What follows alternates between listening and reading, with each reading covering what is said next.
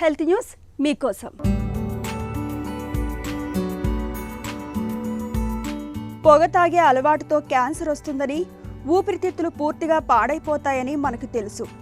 అయితే పొగ తాగకపోయినా lung cancer వచ్చే అవకాశం ఎప్పుడూ ఉంటుంది.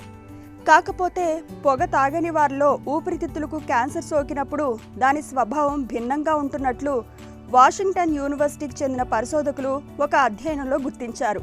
పొగ తాగే అలవాటు లేని వారిలో లంగ్ క్యాన్సర్ను కొత్త చికిత్స పద్ధతిలో సులువుగానే నయం చేసే అవకాశం ఉందని శాస్త్రవేత్తలు పేర్కొంటున్నారు. పొగ అలవాటు లేని వారి ఊపిరితిత్తుల్లో తలెత్తిన కణితుల్లో కొన్ని ప్రత్యేకమైన జన్యు మార్పులు ఉంటున్నాయి.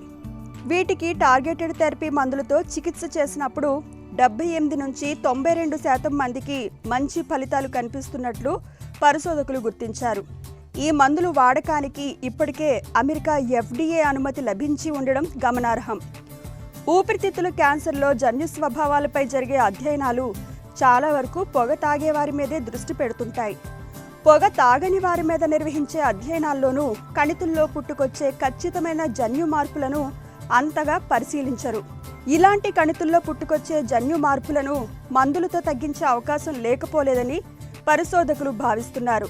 కాకపోతే అధునాతన బయోప్సీ పద్ధతులతో ఆయా జన్యు మార్పులను ఖచ్చితంగా గుర్తించడం చాలా ముఖ్యమని పరిశోధకులు వివరిస్తున్నారు.